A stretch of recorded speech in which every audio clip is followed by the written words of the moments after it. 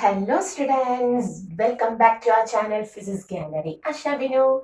This is your Asha teacher coming with the new lecture of our properties of fluids. Okay, and today we are going to discuss a topic called as viscosity. Viscosity of fluids. Okay, so very good morning to all of my dear students. We are going to start our topic viscosity. So what is viscosity? And first we are going to write the definition of viscosity. What is viscosity? The property by which, at first we will write the definition. The property by which the different layers of a fluid, the different layers of a flowing fluid opposes their relative motion.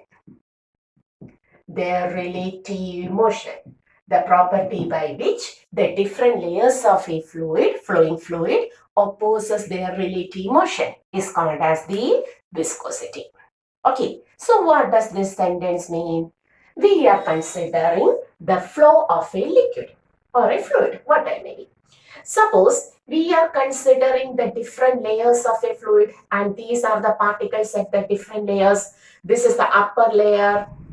Suppose within a time dt, the particle at this point travels to this point, and when this layer flows, it opposes the motion of the layer below it, so that it travels and reaches only up to this point within the same time. The second layer opposes the motion of the third layer, and it reaches at this point. The particle which starts at the same time reaches at this point within the same time. The third layer opposes the motion of the fourth layer. It reaches only at this point. The fourth layer opposes the motion of the fifth layer. It reaches at this point.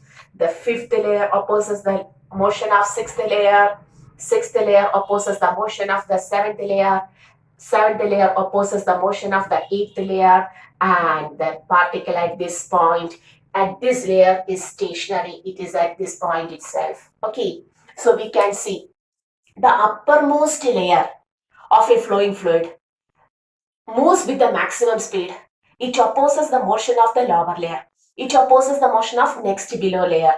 And this property by which the different layers of a flowing fluid opposes their relative motion, the motion with respect to another layer.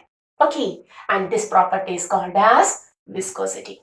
It is just like to the frictional force. It is also called as the viscous drag or frictional force. It is the frictional force in fluids. Okay, it is the frictional force in fluids. Okay, clear? And the force with which a fluid opposes the relative motion of the other layer is called as the viscous force, and that force is called as the viscous force, and viscous force is generally represented as Fv. Clear?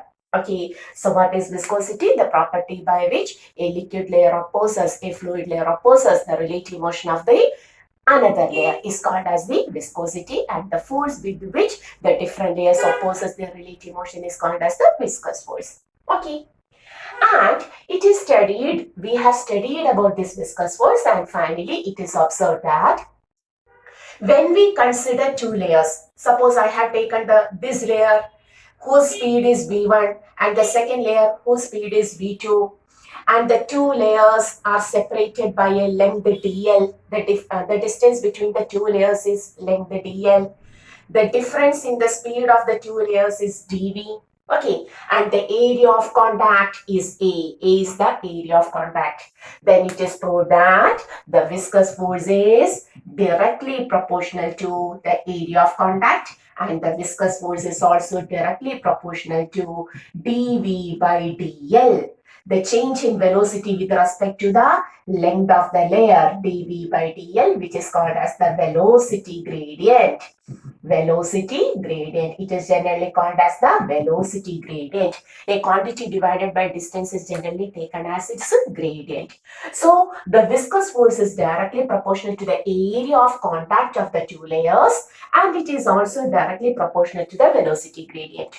Taking together, we will write F3 is proportional to the area of contact and velocity of gradient. And converting the proportionality, we will get a constant, and that constant is taken as eta, Greek letter eta, eta A dV by dl.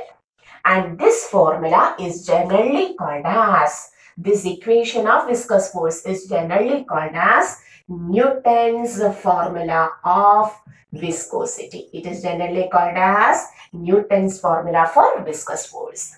Clear? Okay, we have considered two layers of length dl. Their difference in speed is dv. Area of contact of the two layers is a. Then the viscous force is proportional to the area of contact and also velocity gradient. What is gradient? Any quantity divided by distance is called as its gradient. So velocity gradient.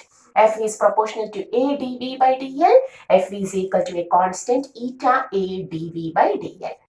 And this formula is commonly called as Newton's formula, and there the constant eta is called as the coefficient of viscosity. Coefficient of viscosity. Okay, the constant eta is called as the coefficient of viscosity. Clear? Okay, write this.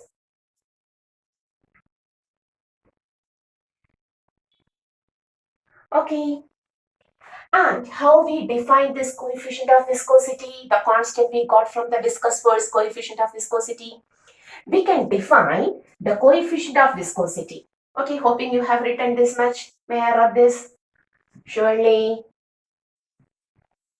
So we can write the viscous force is equal to eta A dV by dl. Okay, where eta is called as the coefficient of viscosity, and it is commonly defined as the ratio of shearing stress to the rate of shearing strain. Very important. Coefficient of viscosity is commonly defined as the ratio of, you may write, where eta is the coefficient of viscosity and eta is defined as the ratio of shearing stress to the rate of shearing strain. Why this becomes the shearing stress to rate of shearing strain? We have studied the shearing stress as the force per unit area acting on a substance when there is a change in the shape.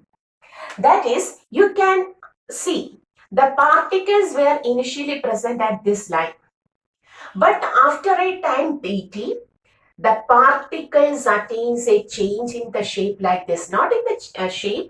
That means the movement of particle causes a flow like this. If I take this angle to be the shearing strain, if I take this angle to be the shearing strain d theta, this is the distance occurred by the particle of the first layer within the time dt. Okay, then we have studied in our properties of solid that shearing strain is equal to shearing strain. Shear strain is the angle here obtained d theta, and this d theta is equal to arc length dx by the total. I am considering here the total length to be dl.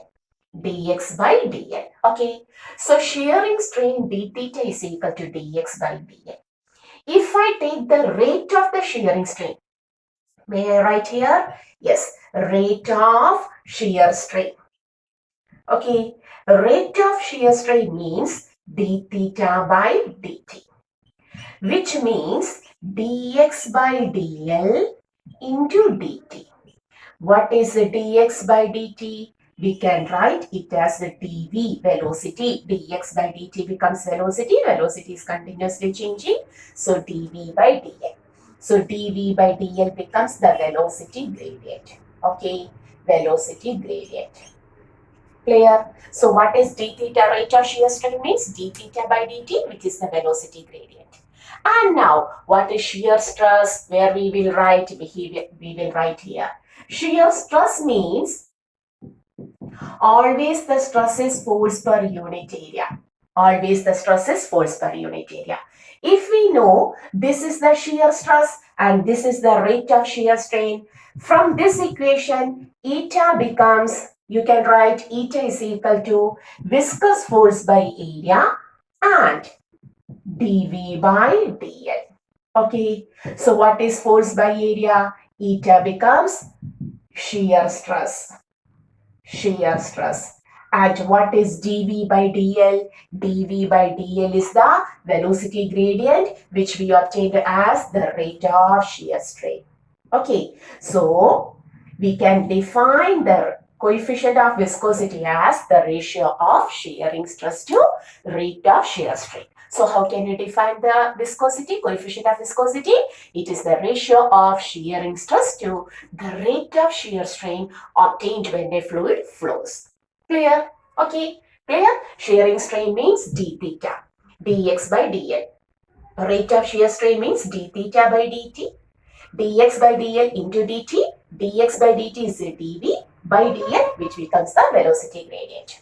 Okay, from the equation eta, we can write F by A into dV by dl. F by A is the shear stress, dV by dl is the rate of shear strain, hence eta is called as the ratio of shear stress to the rate of shear strain. Clear? And what is its unit? We got the definition. Pause the video and take the notes. Yes, hoping you have written that. Okay, I have read this. Now we are going to the unit. What is the unit? Unit. You may write eta as F by A, Newton per meter square. Then dV, velocity meter per second, by dl, by meter. M cancelled, it becomes Newton second meter raised to minus 2. And this Newton second meter raised to minus 2 is commonly called as Poiseuille. Poiseuille. Poiseuille. Okay, the SI unit of coefficient of viscosity is taken as Poiseuille, represented as PL. So unit is taken as F by A, Newton per meter square. dV by dl, meter per second by meter. Meter is cancelled. Now it becomes Newton second meter raised to minus 2. And this term is commonly called as the Poiseuille. Clear? Okay. So now we know what is viscosity, the property by which the different layers of a flowing fluid opposes their relative motion. Newton's formula for viscosity proves that the viscous force when a liquid flows is equal to eta A dV by dl. Where eta is called as the coefficient of viscosity, and coefficient of viscosity may be defined as the ratio of shearing stress to the rate of shear strain. Clear? We have proved it. And its unit is Newton second per meter square, which is commonly called as Poiseuille. Okay, clear? So, hoping you understood what is viscosity. Take the notes.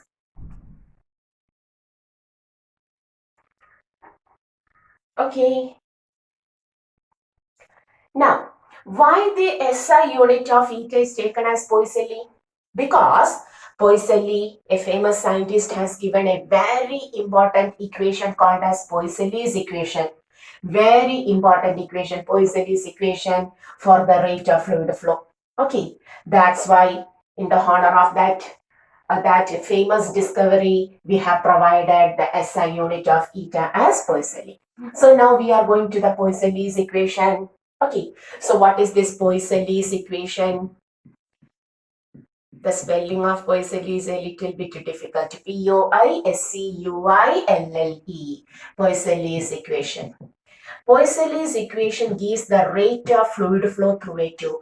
Consider there is a tube, horizontal tube, through which a fluid is flowing like this. Through which a fluid is flowing like this. The fluid of coefficient of viscosity eta is flowing like this, okay, in this direction. The coefficient of viscosity of the fluid is eta. The length of the tube is L. The radius of the tube is R. And the pressure at this end is P1 and the pressure at this end is P2. Since the liquid is flowing in this direction, we can say P1 will be greater than P2 and the difference in the pressure delta P is taken as P1 minus P2, which is just representing as P. I am going to represent the difference in the pressure delta P as P itself. Okay. Then according to the Poiseuille's equation, if a fluid of coefficient of viscosity eta is flowing through a tube of length L, okay, cylindrical tube of length L, radius R, and with the pressure difference P at both ends, okay, the pressure difference of the fluid at both ends is P. Then, according to Poiseuille, the rate of fluid flow, so how can you take the rate of fluid flow? It is taken as the volume of fluid flowing, per unit time. How to take the rate of fluid flow? The volume of fluid flowing per unit time. Okay, this is called as the rate of fluid flow. And the rate of fluid flow is directly proportional to the pressure difference P. It is also directly proportional to the fourth power of the radius of the cylindrical tube R. It is inversely proportional to the coefficient of viscosity eta, and it is also inversely proportional to the length of the tube. So, the rate of fluid flow, we will take it as V. V is proportional to P R raised to 4 by eta L. And on changing the proportionality, we will get a constant which is equal to pi by 8. What is the proportionality constant? It is experimentally proved. Pi by 8 P R raised to 4 by eta L. And this equation, the rate of fluid flowing means the volume of the fluid flowing per unit time through a horizontal cylinder of length L, radius R, with pressure difference on both ends P, and the liquid with coefficient of viscosity eta is equal to V is the volume of fluid flowing per unit time. V by T, volume by time is taken as V. Okay, so V is equal to, it is the rate of the fluid flowing per unit time by P R raised to 4 by 8 eta L. And this equation is called as the Poiseuille's equation. Okay, and in favor of this Poiseuille's equation, we have provided a unit of SI unit of eta as Poiseuille. Clear? Very important, right? Poiseuille's equation.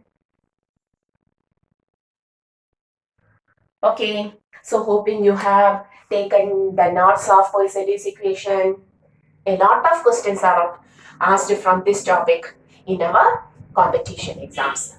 Okay, clear? So hoping you understood the Newton's formula for viscous force and also Poiseuille's equation.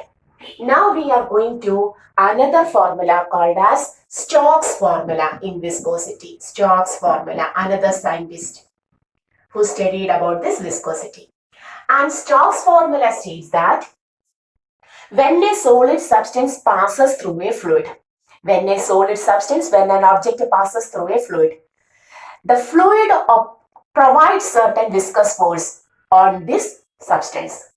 When an object passes through a fluid. Okay, when an object passes through a fluid, the fluid exerts certain viscous force on the object. Okay, which is directly proportional to that viscous force depends on the shape of the object, okay, the speed of the object, speed of the object, and also the viscosity of the fluid, which provides this viscous force. So what does this Stokes formula gives? Stokes formula gives that when an object, it says about the viscous force acting on an object when it passes through a fluid. When an object passes through a fluid, the fluid exerts some viscous force on it. And that viscous force provided by the fluid on the object is depending on the shape of the object, the velocity with which the object is flowing, and also the viscosity of the fluid. That is, he had taken a viscous liquid which is kept inside a cylinder. Its viscosity, the coefficient of viscosity of the liquid is eta. Suppose a spherical structure, he had taken a spherical structure of radius r and he moves the spherical structure with a velocity v on this fluid. Then Stokes' formula proves that the viscous force acting on this spherical structure, this equation is only for spherical structure.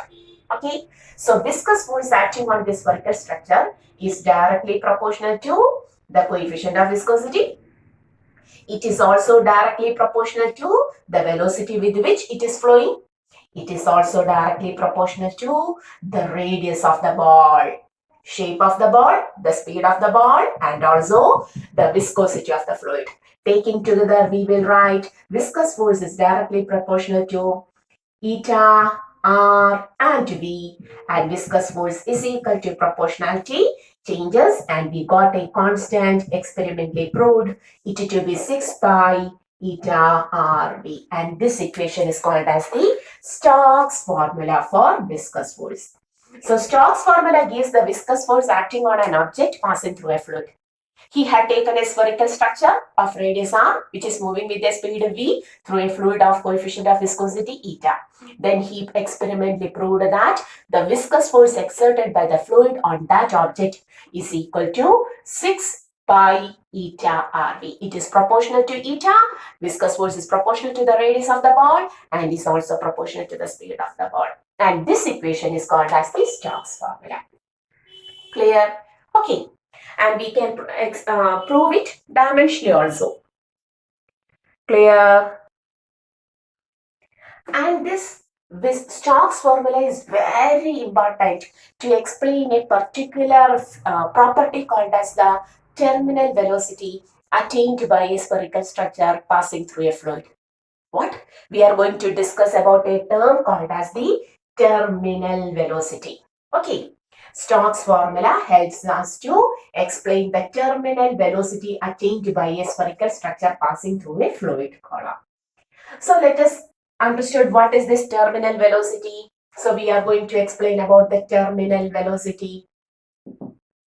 Terminal velocity generally represented by the letter Vt. Okay, so what is this terminal velocity? Suppose we have taken a cylindrical tube, a long cylindrical tube. And this cylindrical tube contains some fluid, viscous fluid, with coefficient of viscosity eta. Its coefficient of viscosity is eta. Okay, and the density of the fluid is dl. We can take the density of the fluid as the dl, liquid dl. Okay, and suppose we are dropping a spherical structure, a ball of radius r and density d solid. Density of the ball ds. We are dropping a ball of radius r, density ds to this substance, to this fluid. What happens? On dropping, initially we can see the only force acting on the ball is the weight mg. So when the ball is just dropped, the only force is mg. We can see the only force is mg. So the acceleration is equal to acceleration due to gravity. The force acting on the ball is acceleration due to gravity. It falls down with the acceleration due to gravity. But as it moves down, we can see the weight will act as such itself, mg. But on moving through the ball, through the fluid, the ball experiences a viscous force, also the buoyant force. Okay, so when the ball begins to move through the fluid, both the viscous force and the buoyant force begins to act in opposite direction. So that here also weight is greater than the buoyant force and the viscous force. Okay, and the body is accelerating with a value less than acceleration due to gravity. Initially, the only force acting was the weight of the body, so the acceleration was g. But as it moves down, the fluid begins to exert the viscous force and buoyant force. So what happens? The weight is balanced, not balanced. It is opposed by the buoyant and viscous force. The acceleration begins to decrease. It will be less than g. And finally, after some time, a particular condition is reached when the weight will be balanced by, on passing through the fluid, both the buoyant force and the viscous force increases. And finally, a condition will be reached when the weight is balanced by the buoyant and the viscous force. So we can initially see the only force acting on the ball is the weight, A is equal to G.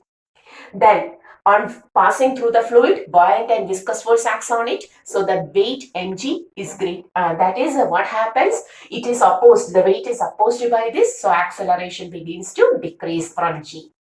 And finally, when the weight is balanced by, as it passes down, both the viscous force and the buoyant force provided by the fluid increases.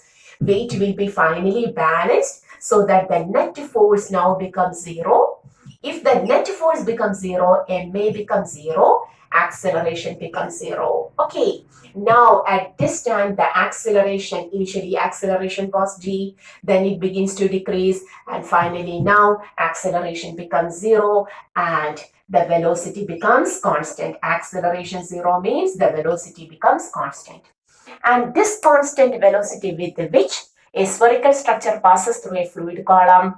Okay, the velocity with which a spherical structure passes, the constant velocity with which the spherical structure passes through the fluid column after passing through a particular time. So what is terminal velocity? The constant velocity with which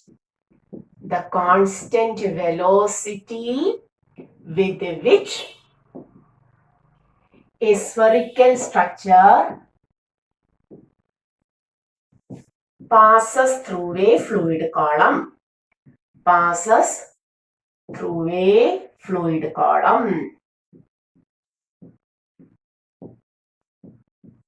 Is called as the terminal velocity.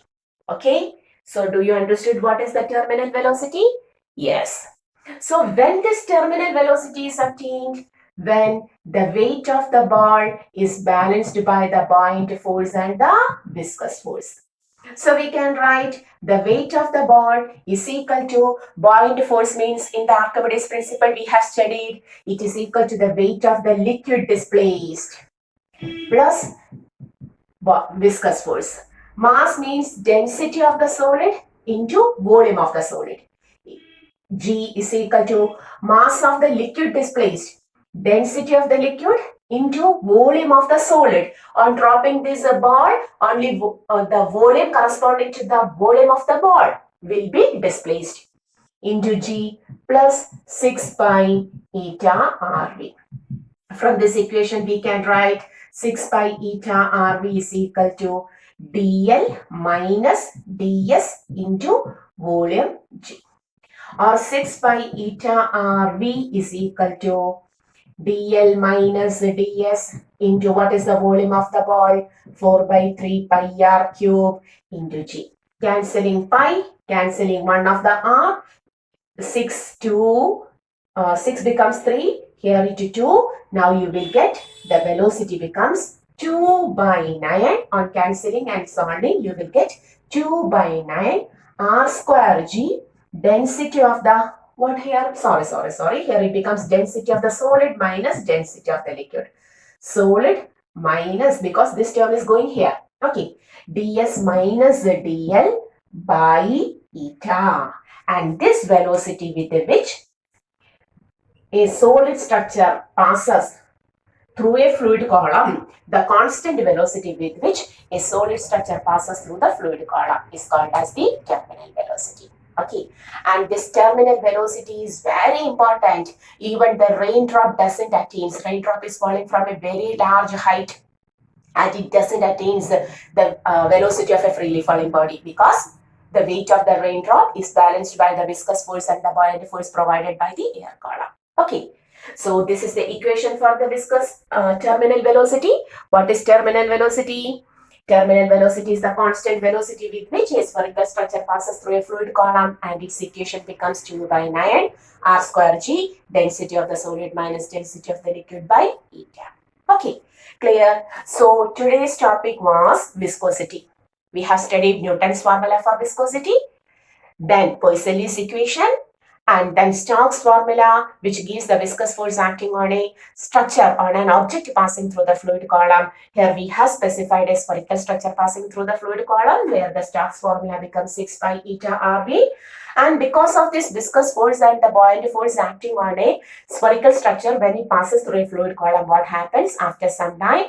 The acceleration acting on it becomes zero. The body begins to move with a constant velocity, and that constant velocity is called as the terminal velocity. And the final equation for terminal velocity is derived as 2 by 9 r square g, density of the solid minus density of the liquid by E. Okay, so today's topic is over. We have discussed the term called as the viscosity and viscous force, and we will come with the next lecture about the ideal fluid. Till then, okay, goodbye. Hoping all of you understood the topic very much. See you in the next class. Bye.